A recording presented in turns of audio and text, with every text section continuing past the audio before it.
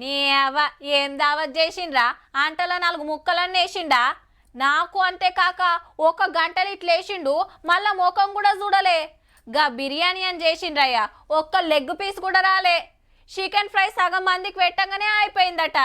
నీ అవ్వ మందు పెట్టకుండా గిదేం మర్యాద? గీంత దానికి దావత్ ఎందుకు చేయాలి? ఇగో గిట్లుంటది, సుక్క ముక్క పక్క ఉండాల్సిందే. ఆయతరం అయితే ఇక అస్సలు తగ్గేదేలే. కానీ గీడ చూడుండ్రి,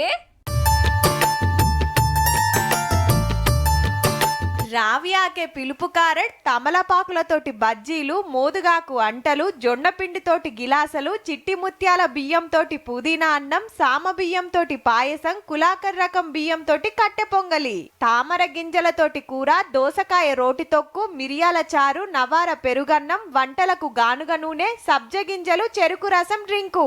ఎరైటి వంటలు మస్తున్నాయిలే. ఏడనో కాదబ్బా, మన నిజామాబాద్లనే.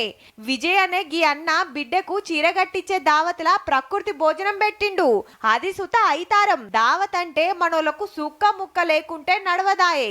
చెయ్యి కడగంగానే చుట్టాలు దోస్తులు నారాజైండ్రట, ఏ గివ్వెం వంటలని. సో ఇక్కడ మా చుట్టాలు కానీ మా ఫ్రెండ్స్ కానీ ఇలాంటి భోజనం పెడుతున్నా అంటే ఒక 50% వ్యతిరేకించారు. వ్యతిరేకించ మీన్స్ ఎలా ఇలా పెడుతున్నావు, ఇలా ఉండదు కదా అంటే, లేదు మీరు భోజనం చేసిన తర్వాత మాట్లాడండి, చూడండి. మరి మీరేమంటారని తిన్నోళ్ళని అడిగితే, మటన్ చికెన్ ఎక్కడ పోయినా ఏదైనా ఉంటది, కానీ ఇది మాత్రం కొత్తగా వెరైటీగా ఉంది. అది తింటే కొంచెం మనం హెల్తీగా ఉంటాం కదా. బయట ఇప్పుడు పిచ్చి పిచ్చి ఫుడ్ కొనుక్కొని హెల్త్ పాడైపోయి హాస్పిటల్ పెట్టే కంటే సేంద్రియ వ్యవసాయం ద్వారా పండించిన పంటలు 14 రకాలు చూసేసరికి ఆశ్చర్యం వ్యక్తం చేస్తున్నారు వాళ్ళు.